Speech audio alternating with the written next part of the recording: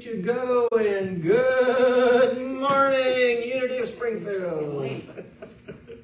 This is Sunday, March 26, 2023 on Hall Day.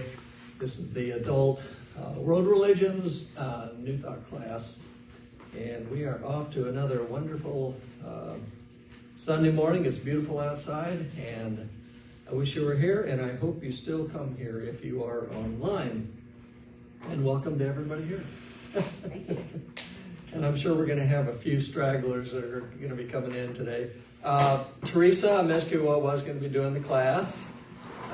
She contacted us yesterday afternoon, late afternoon, and said that one of her friends passed and that she wouldn't be doing the class. So I scrambled together last night and put together some things, and this is what I came up with. So we're going to be talking about this today. This is actually thoughts of a teacher of mine named P.R. Sarkar. Is what you would call a yoga teacher, lived in India all his life. He passed away back in 91, I believe. But I had a book on his that was sitting by my bedside. It had just like hundreds and hundreds of his quotes, and I pulled, I believe, 21 of them, and just randomly. And I thought what I wanted to do is I wanted to show how unity is related to Eastern thought, okay? Because Charles and Myrtle, but especially Charles, was so connected with Eastern thought. He studied Eastern thought. And I think that's something that most Unity people don't really, good morning, Elby. A lot of Unity people don't really realize is that Unity's foundation and New Thought's foundation, if you want to go back to when Swami Vivekananda first came to the U.S., back at the turn of the century, and when Ralph Waldo Emerson was so, involved. Ralph Waldo Emerson was a Unitarian minister, but he was also very much into Eastern thought also. So you're talking about the turn of the 19th century. Yeah. Okay, Right, I'm like, okay. Yeah, like late 1800s, early 1900s. Okay. Right. So to begin with, let's go ahead and let's close our eyes and just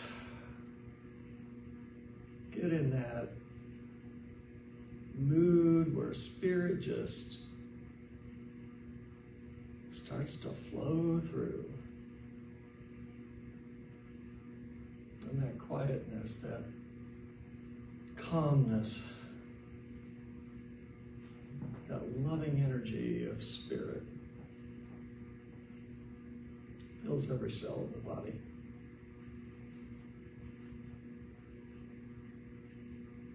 From the top of the head, that river of love just flows through, down to the neck.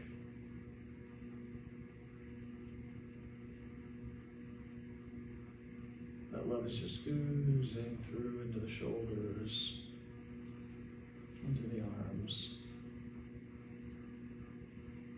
Love flows, love flows, love flows, down into the hands. Big deep breath in and let it out loud. That love flows through the torso, down into the hips, into the thighs, through the knees,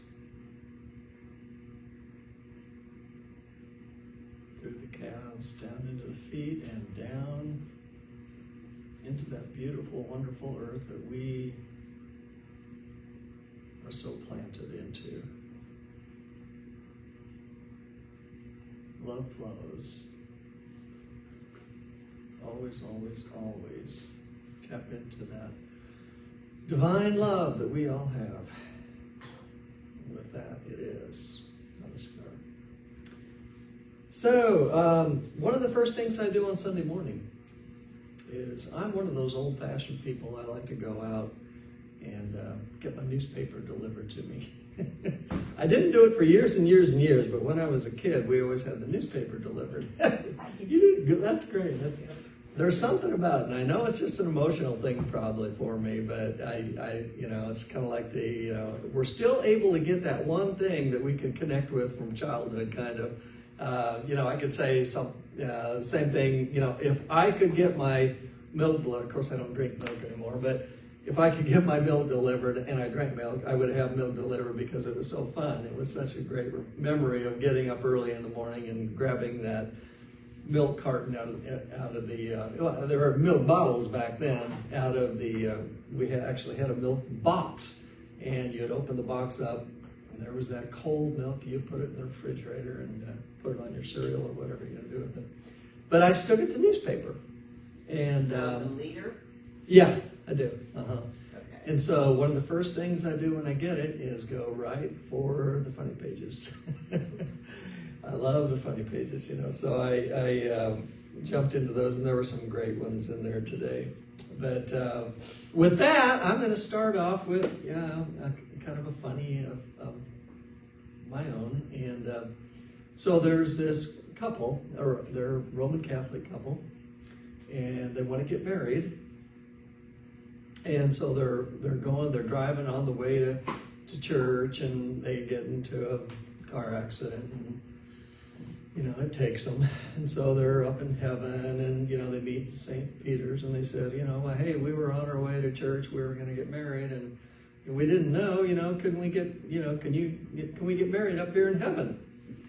And St. Peter goes, I don't know, it's never happened before. Let me go find out. So he takes off, and they're waiting and waiting and waiting, and St. Peter just doesn't come back, and weeks pass, and nothing happens, and they start talking to each other, and they say, well, let's think about this, what if we get married, and, we go different ways, and, we want to get divorced, what would happen then, can we get divorced up in heaven, so that's one of their thoughts, before, finally, after 2 months, St. Peter comes back, and he's all bedraggled and everything, and he goes, oh, gosh, yeah, you can get married up in heaven, and they go, well, we've been thinking about it, and what if we, kind of go our own way, and we find out that we don't really want to be married, and we want to get divorced.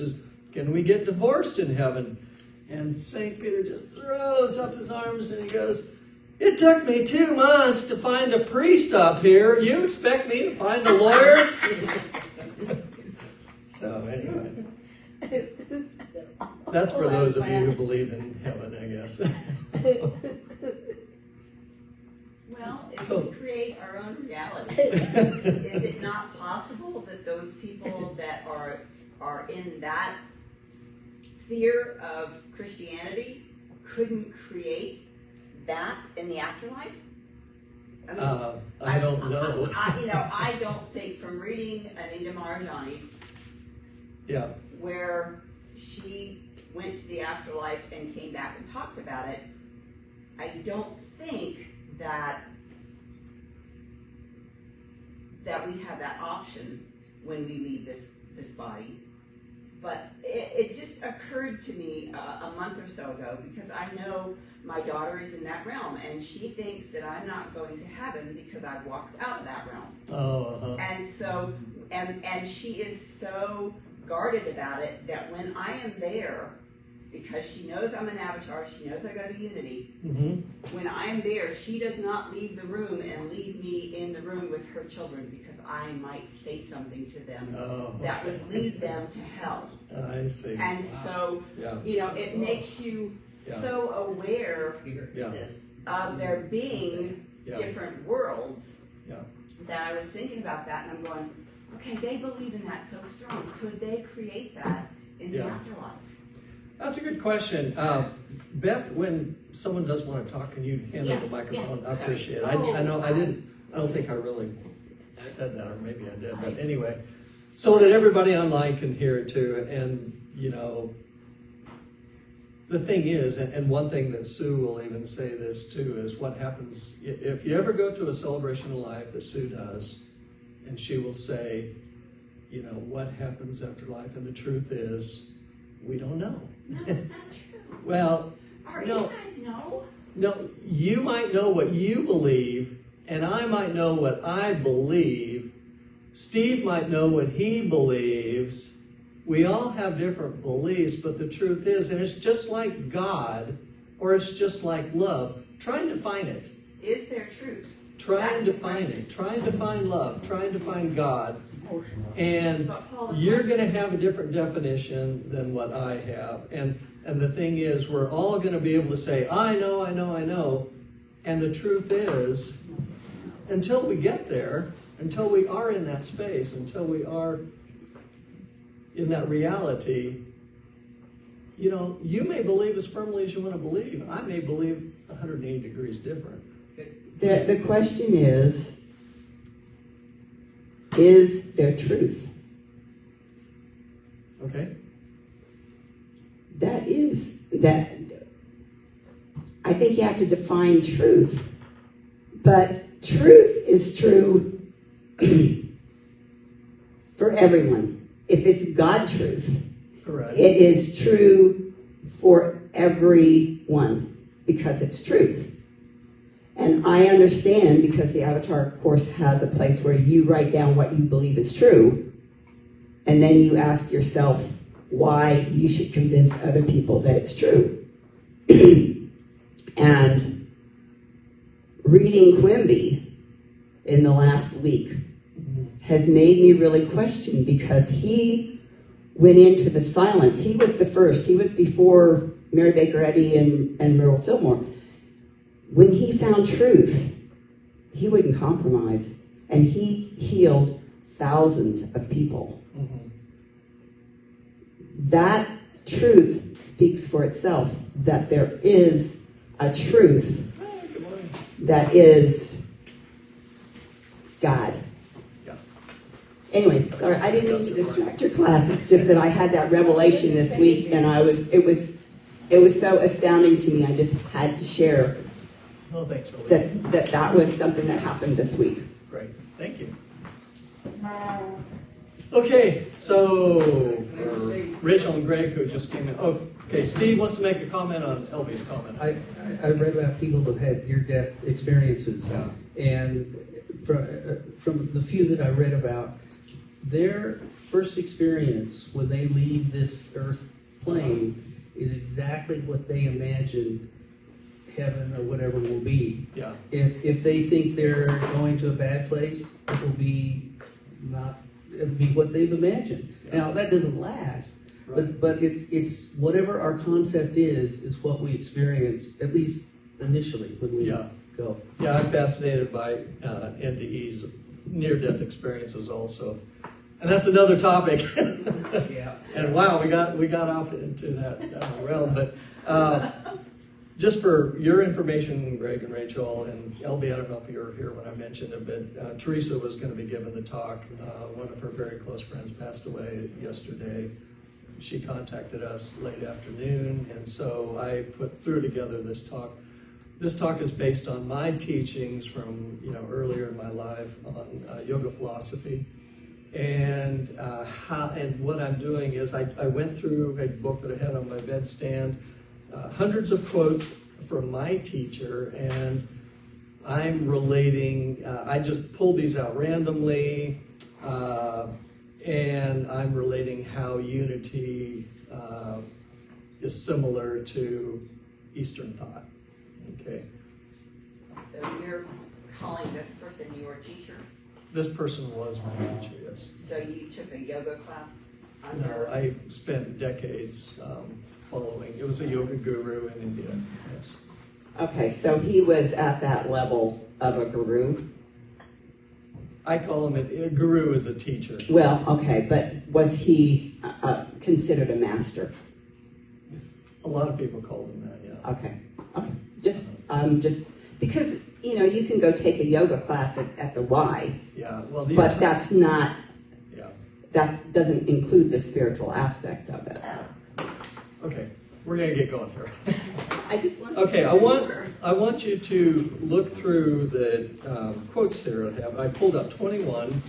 I want you to let's just take 3 or 4 minutes. Go through this, find one real quickly that you resonate with, or maybe 2 or 3. And then I want you to think about, why does it resonate with me? And or how does it connect with maybe what Unity philosophy is? Okay. We're not trying to find so much differences as we are trying to find similarity.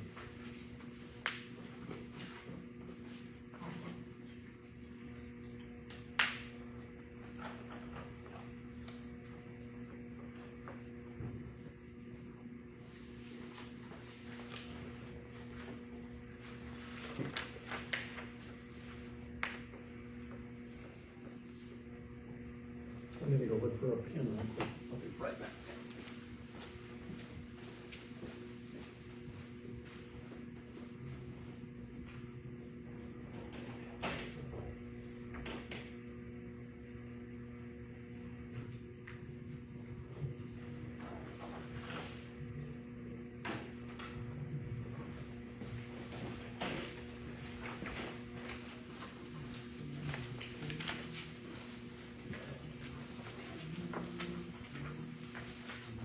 Just one more minute if we can.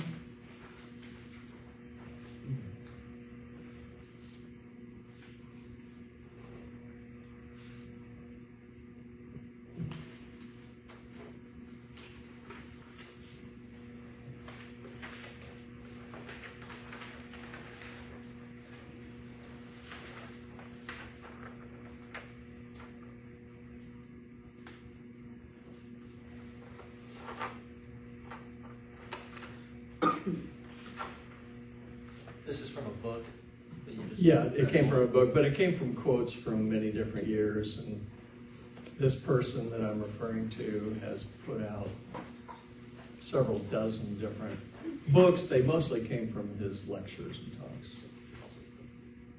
What was his name? P.R. Sarkar was his given name. He went by the spiritual name Anandamurti.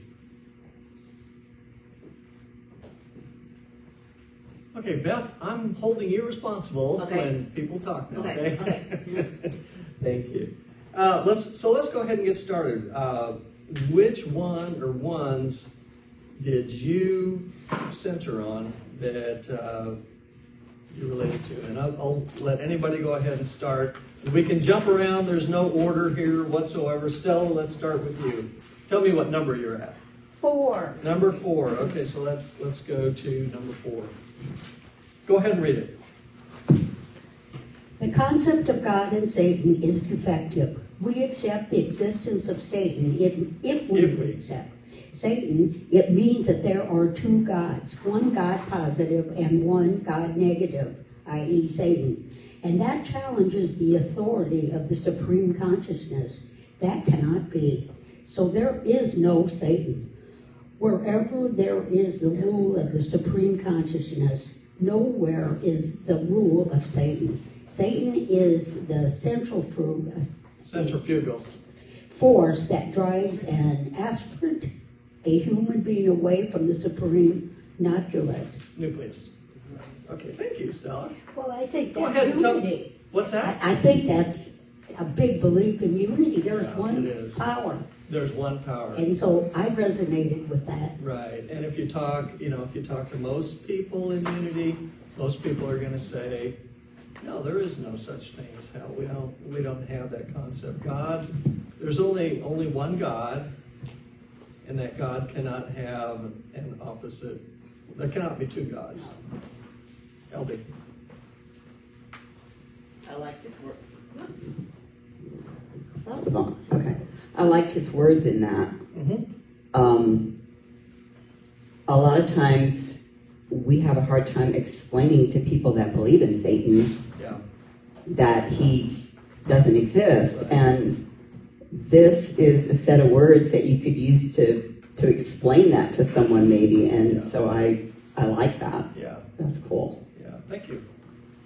Yeah, I like to kind of study the history, of the Bible. Of course, the Bible is the central book, for us Christianity.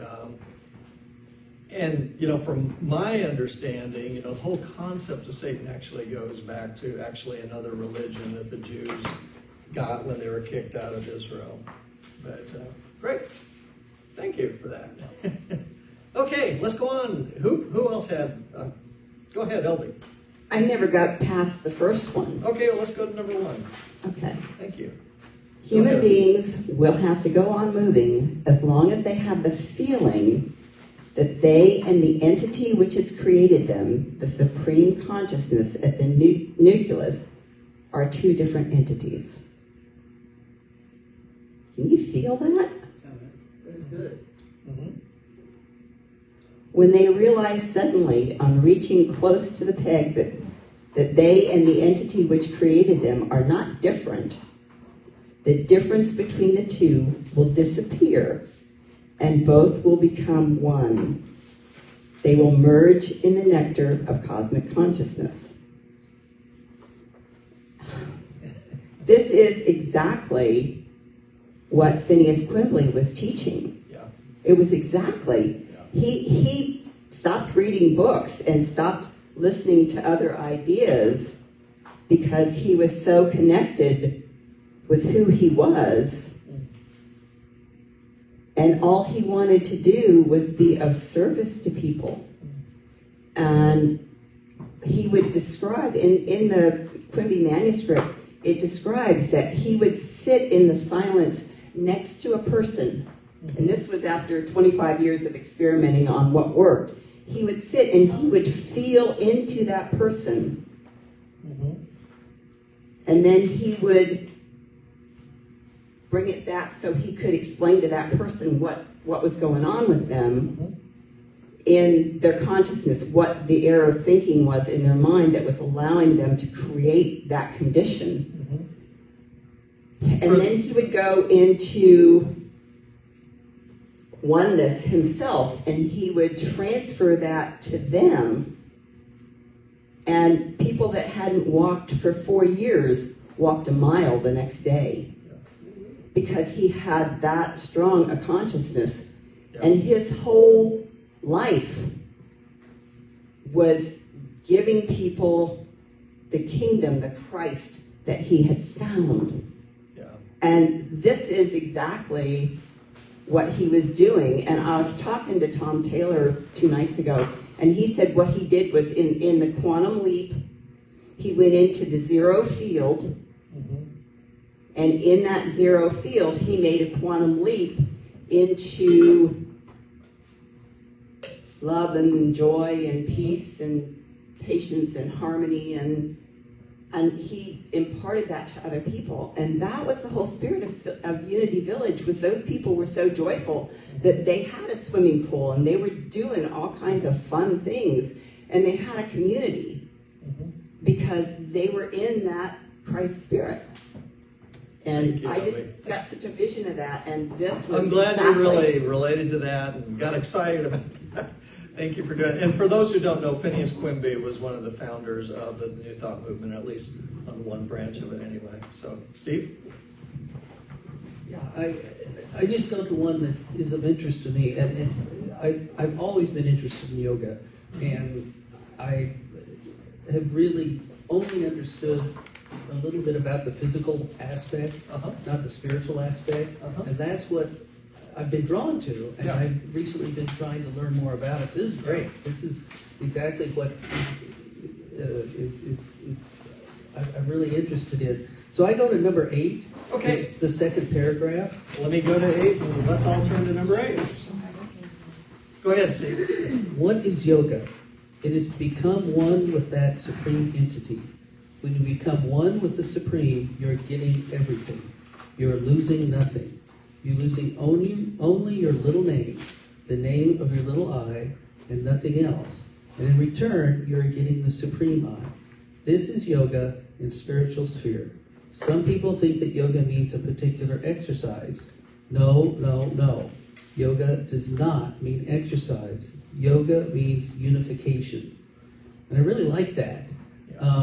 Just on the side, when I was in California, some parents at a school where they had an after-school yoga thing for the kids, and they said, "Oh, you're teaching, the spiritual religion or whatever it was."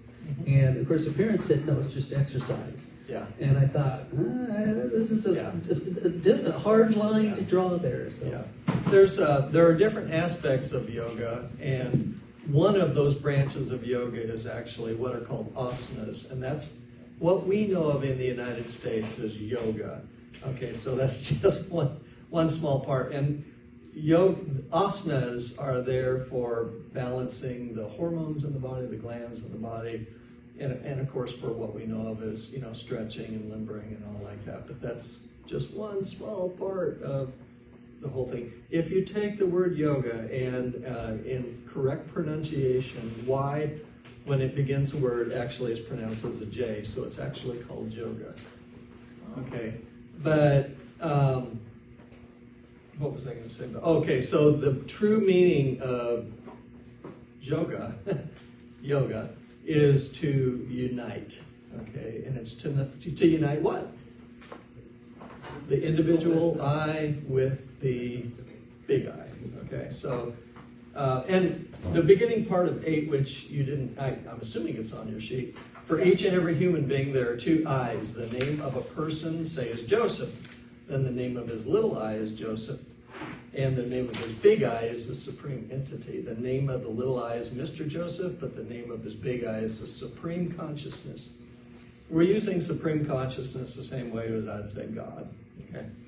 The big I for all created beings is the same, but the little I varies. So many bodies have so many names. The big I is one and indivisible. For the entire universe, there is one big I. I love that one too, Steve. So indivisible. Yeah. So I've always wondered, for each yoga pose or position, is there a corresponding spiritual thought or intention that goes with that? I've never associated anything, but maybe different practices do. I don't know. I just wondered. Yeah. Each yoga pose generally is associated with one of the spiritual centers in the body, but I don't know of it. Yeah. Okay, let's have someone else that hasn't talked. Beth, what's your number? Let's see. I have number 13, which says, "You are never alone." Which one? Which number? 13. Oh, 13. Okay.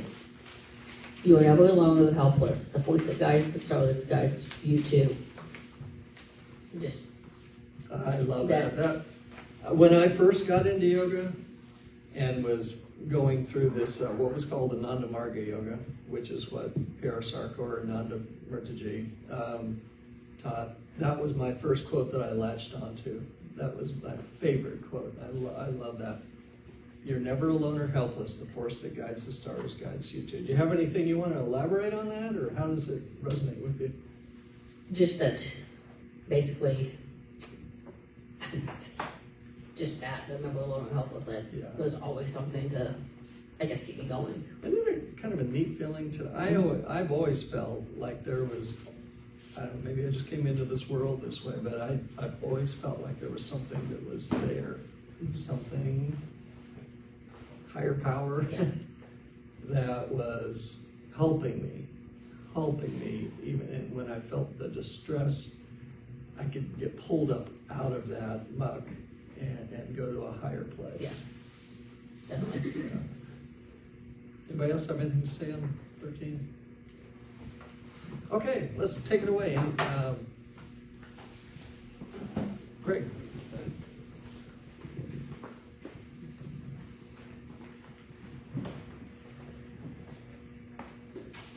I enjoyed all of these. You know, these are really nice. Thanks. Really, I mean, yeah, this is a really cool collection of quotes. I enjoyed 4. We've done that one. I also thought number 9, spiritual practice is the conversion of the small object into that infinite object. Now, when you think that this small body, this unit consciousness is mine. Now you think that this small body, this unit consciousness is mine. But when you think that vast universal body is mine, then you are the supreme. And that clicked pretty heavily in my head towards that's what alchemy is when they talk about conversion of lead into gold. That's the transfusion or the transformation of some small worthless part of something into something much greater. Yeah. And the alchemy that we practice within our own lives and everything is our own transfusion from being your own unit consciousness, the little I, and then stripping away the illusion that keeps you kind of trapped. There's a lot of them about this, like the ego death and the little I and the big I. I mean, there's a lot of these are saying the exact same thing over and over again. But I enjoyed relating that to alchemy and the philosopher's stone and all of that stuff. And I think repetition. I mean, the Bible is repetition in a lot of the same lessons also. If you go, one of my favorite books is A Course in Miracles, and if you've ever read through the Course in Miracles, you're going to get repetition over and over and over and over again. But I think that repetition is what locks it in. Well, different words mean different things to different people. That's true. And yeah. You see it. And how many times have you ever heard someone say, well, I read this book, and then I came back 13 years later, I read it again, and it was like I never had heard it before. We have so many more life experiences. LB wants to say something here too, and those life experiences really change who we are in that amount of time. Thinking. Changing a small, worthless thing into something of value. Is that possible? There's nothing worthless. And there's nothing more valuable than anything else. The difference is you're changing something from one purpose to another purpose. It's not a worthless thing to a wealthy thing. It's a different purpose. And so the purpose is tied up with intention. And so an alchemist can see things that need to be different and they can repurpose things.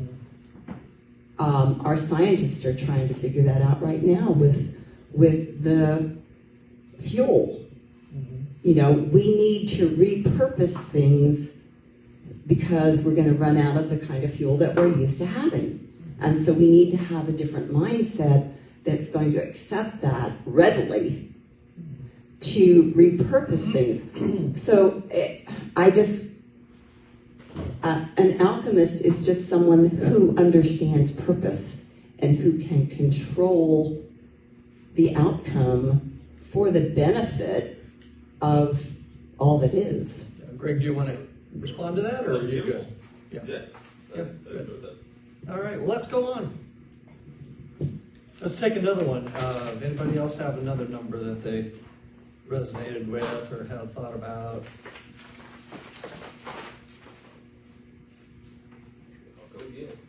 Go ahead, Greg.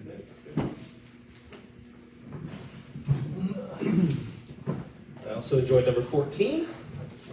In the field of spirituality, there must not be any complex, neither fear complex, nor shyness complex, nor any other complex. The scriptures say, if you do not do this or that, you will go to hell. Due to this, the scriptures are the worst enemy of human society. Because in this way, scriptures create fear complex in the human mind, and that fear complex creates disparity in the human society.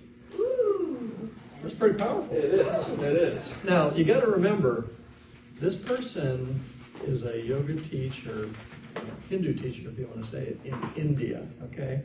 Their main emphasis is not on the Bible and Christianity as we often see here in this country. So he's able to say whatever the hell he wants to say.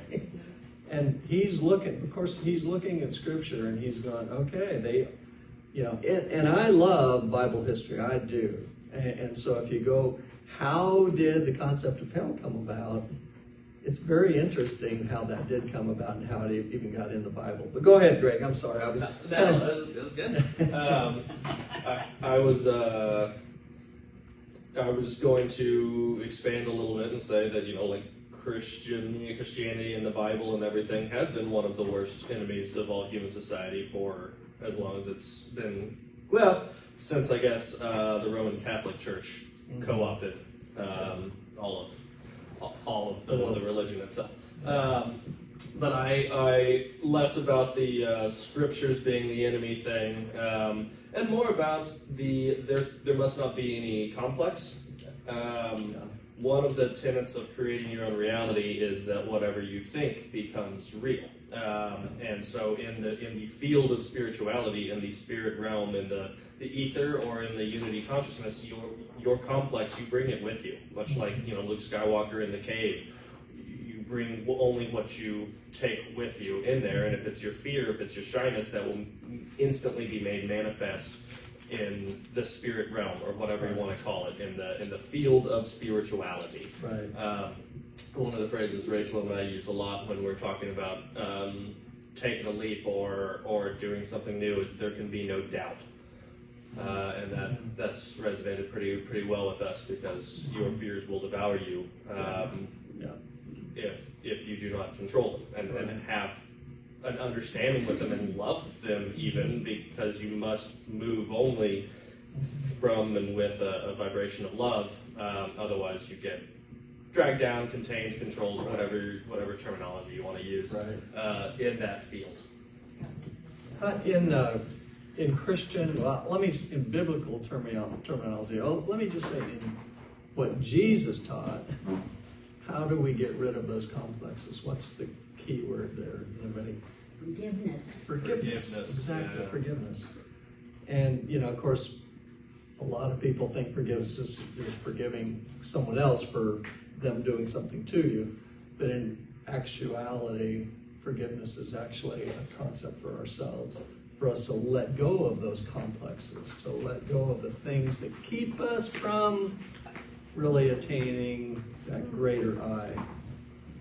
Rachel. I like number 11. Okay. It says, even a gold vessel needs polishing occasionally. Unmaintained, it gathers dust and dirt and loses its luster. Similarly, even a good person, a spiritual aspirant, needs proper maintenance, for in a world of constant change, care must be taken that the change be always toward the better or the higher. Keeping good company is essential for this positive development. While bad company strengthens the bondage of the soul, good company is conducive to liberation and salvation. I love that. So you said compare that to unity, and Yeah. it's it's all about community. Yeah. That's why I think we're all here. Why are we here right now? Exactly. Yeah. So I think that's just really important to remember sometimes why we're here and not get caught up in all that. Exactly. And I think it is so important. Good company is so important.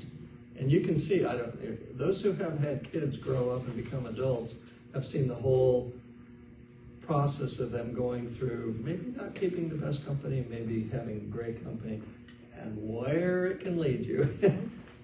Great. Just dialing in on that a little more, in the world of constant change, care must be taken that the change always be towards the better or the higher, right?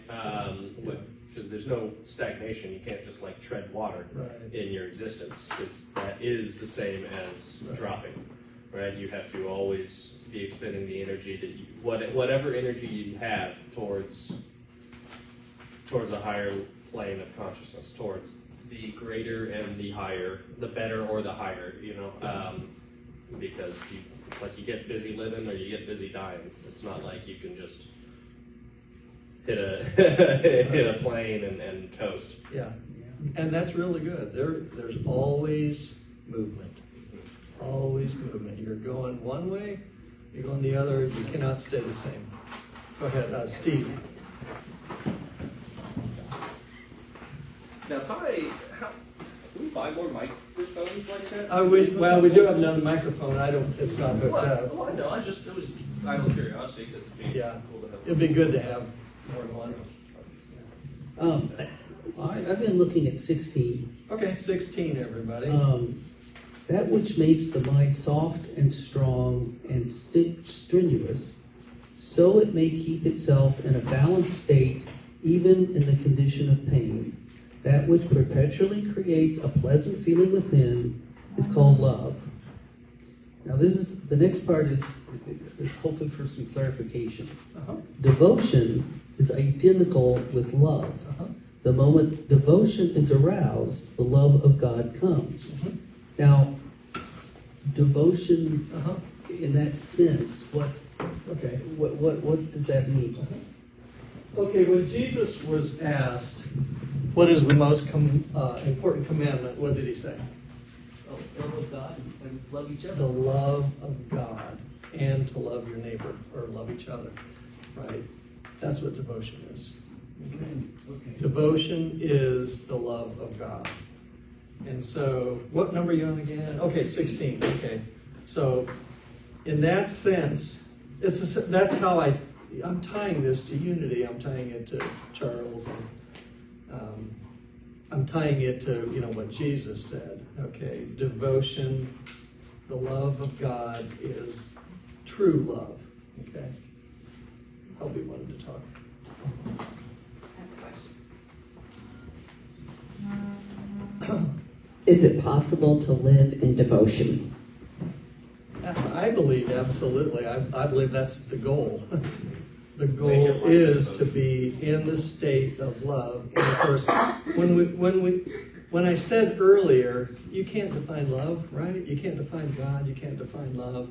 We all have our own definitions, of course, but to actually say, well, this is love, or this is God, that's a real ethereal type of thing. Okay, now we may know inside what that is, but to actually come about and really say it, I think is a different thing. Well, Rachel, were you going to say something first? I guess I would just say, for me, when you read through that, devotion sounded like an action word to me. I would almost bring that back to when we talked about intention. You choose, the minute you choose to be intentional about a person or a thing, you intentionally choose love. You can't stray from your objective when you're being intentional. You would have to stop being intentional. And so, Transformative devotion. yeah, if you... We're not way over here, but can I just... Is it love of Hang on, let's get the microphone on you. Oh, okay. It truly does make a difference. I listen online. Yeah. And hold it up, please. Yeah, hold it to your mouth, yeah. It does make a difference. Go ahead, Steve. This is just a thought, but is the love of self the same as love of God? If you look at the big I think so. Yeah. Remember, we had another quote here that was saying, there are two eyes for each of us. There's a little eye and there's a big eye. The little eye is about ego. It's about labeling. You are Steve. You live in a house. You It's about have this. personality. You drive Personality. this car or whatever. Right. That's not who the big eye Steve is, though. Yes. But, we talk about the love of God and the love of others, but there's nothing about loving of self there. That's why I was wondering. Okay. Love thy neighbor as thyself. Oh, that's it. Yes, Yeah. That's Yeah. exactly right. Thank you, Greg. That was a perfect answer. Yeah. LB, you were going to say something, or? Okay, let's go on. Pick another number. Let's try and see how many we can get through. We've got another 10 minutes, I think. So there are 21 quotes, and we've got a bunch of them. Anybody have one that we haven't covered, or I can go ahead and point one out, and we can... Yeah, point it out, because I didn't know since I was late. We haven't done 6, have we? I don't think so. LB, did you have the microphone? Go Dev. I haven't read it, but I just Okay. started to, so. Okay, go ahead. We have to wipe out the ego, this I-hood, all burdens and all confusion, all considerations of respect or disrespect are connected to this I. When someone does not agree with you, you file a suit in court. Why do you take such trouble? Only to vindicate your ego. All troubles and frustrations are solely due to the Unit ego. Unity of ego. Not unity, unit. Okay. I had one typo in this whole thing that I did last And I got it. To the unit ego. The fact is, even after surrendering everything to God, the arch enemy I remains. You will still have to surrender everything to God. I. My friend, surrender this I also to God, and then alone your surrender will be complete. All the trouble is due to this I. Any comments on that? Ego death. Yeah, ego death is what Greg just said. So again, it comes down to the little I, the big I. He's referring to the little I. It comes down to the knowledge of the separation. As long as you have the knowledge that you're separated, you have that I. Yeah. If you lose the knowledge that you're separated, you no longer have the I. But you might also disappear. You might not stay on this plane. There you go. Well, at some point we're all going to come to that, aren't we? Steve, what is it? So right up.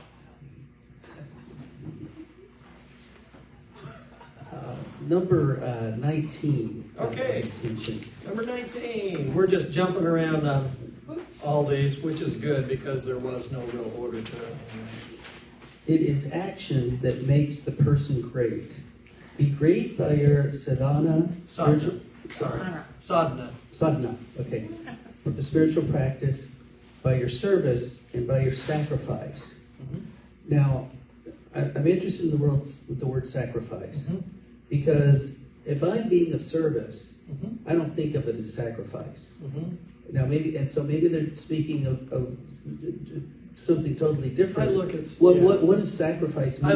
I look at sacrifice of giving of yourself. You know, you're let's say you have the option to do whatever you want to do in this 24 hours that we have, or this lifetime that we have, and instead of just consuming it with, I'm going to go out and do anything I want to do, you might want to think about how you might better yourself by doing something that's more productive or more helping someone else. That's right. To me, The word sacrifice to me is like, well, I will give up eating a meal so someone else can have a meal.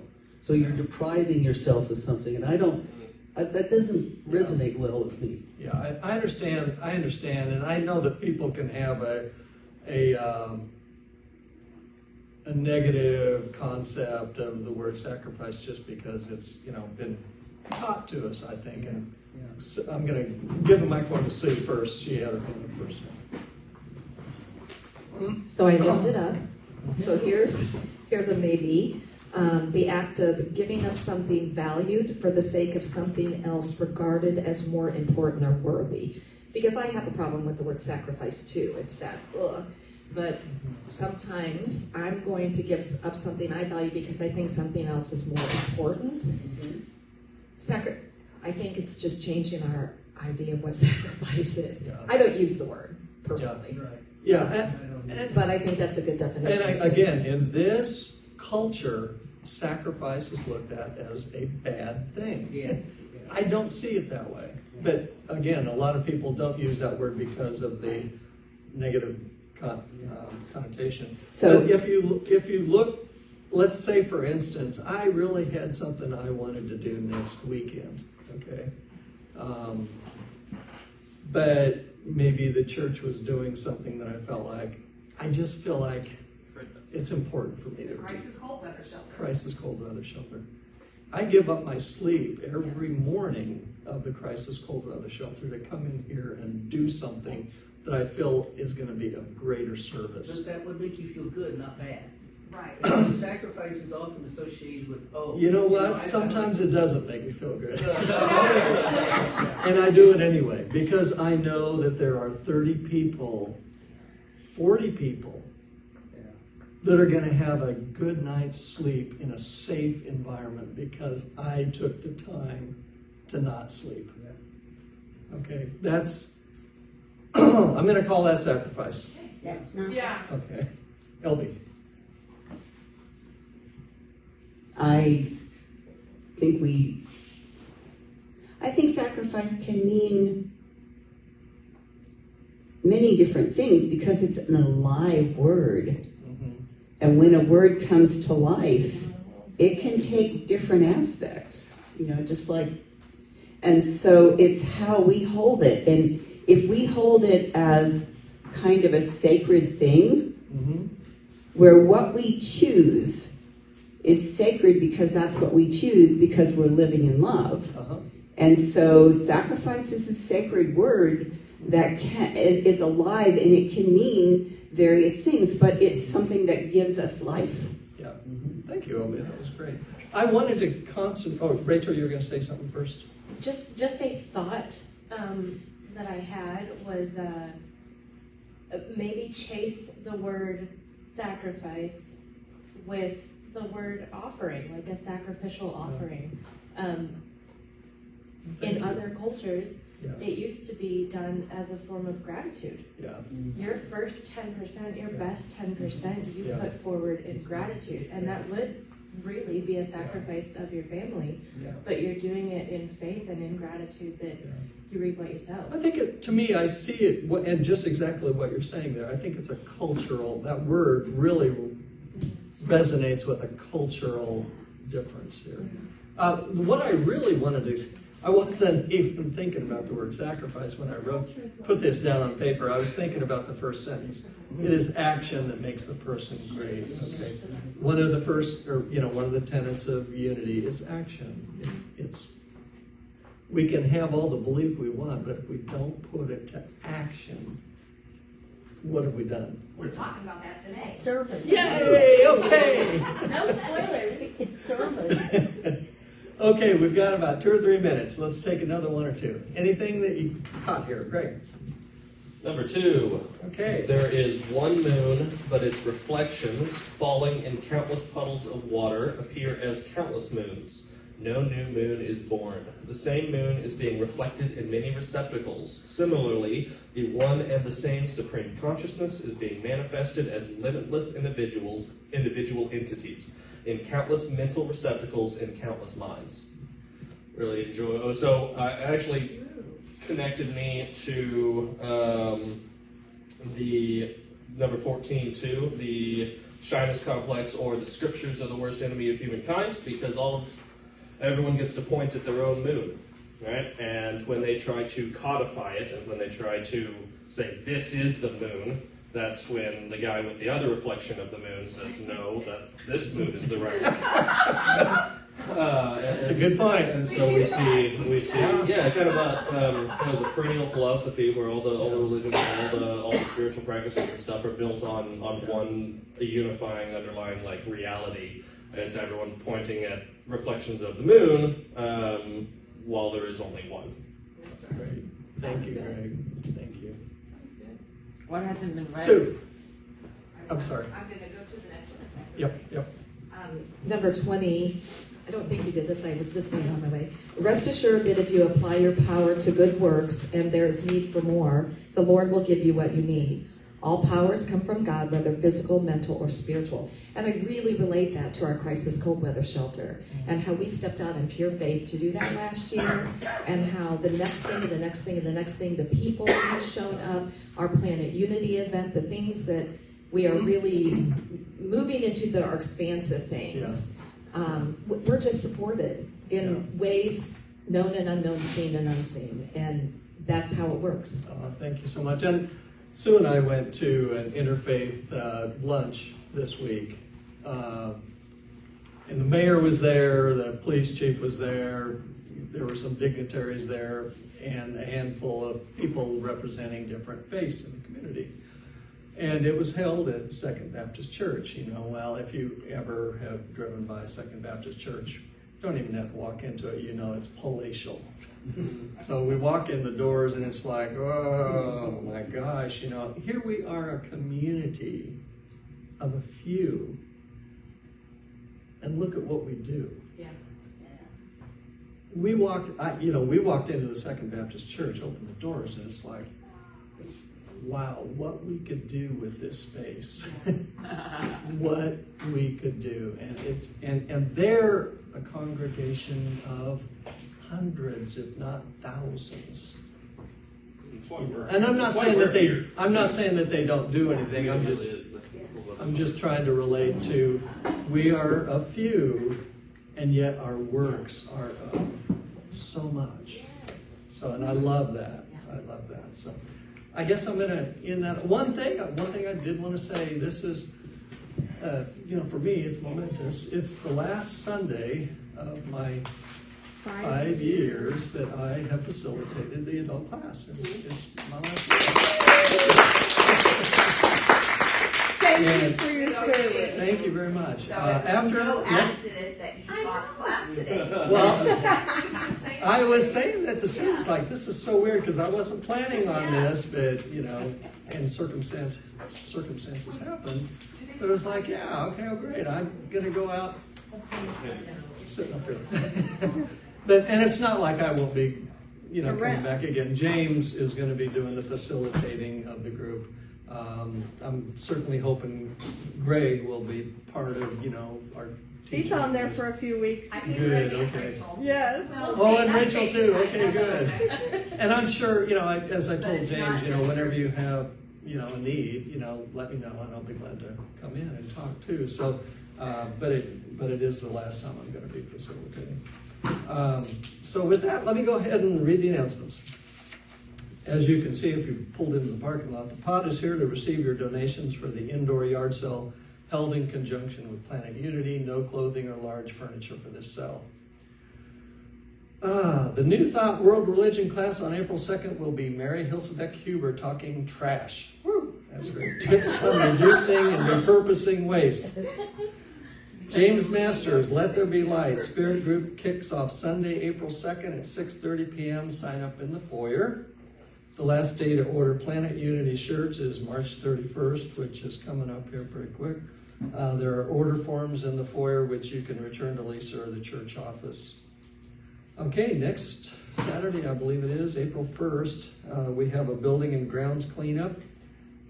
Starts at 10 o'clock. Bring your yard work tools and gloves. We want to make our space lovely before our big event on Earth Day. If you are only free for a few hours, drop in anytime. If the first is already busy, you may call the church and we'll share the tasks available that you could do anytime. This is so important to me anyway, and I really do encourage you to take part in it. It's a lot of fun to get together with other people in the church and just, spruce up. We have all sorts of things that we have to do. Question? Yeah, LB. The tree that is out here okay. has euonymus growing up. It's an incredibly invasive, we don't want plant. Do you mind if I take it off? Oh, no, absolutely. Okay. Yeah, absolutely. I just want somebody to know. Because what plant is it? It's called euonymus or winter creeper. Oh, okay, I don't know about it. It grows all winter long, and I have pulled tons of it out, huh? miles of it, and that is it has berries, so it spreads. So okay. If I can take that down. Yeah, that'd be great. Thanks, Okay. Sylvie. I just wanted somebody to know I was doing it. Okay. Sign up in the foyer to sponsor an Easter lily. You designate whether it's for honoring a loved one who has made their transition, or one near and dear to you. You may dedicate it to anyone. You may give in gratitude or celebration, whatever nudges you. To cover the cost of the lily is $15, and requests must be in by April 2nd. There will be a welcoming ceremony for new members on Sunday, April 2nd. That'd be next. Is that next Sunday? Yeah, they're doing their orientation today. That's right. Good. After the service, please stay and join us for a Friendship Sunday potluck and a celebration of our new members. So, thank you all so much. Let's go ahead and get in the circle. Thank you.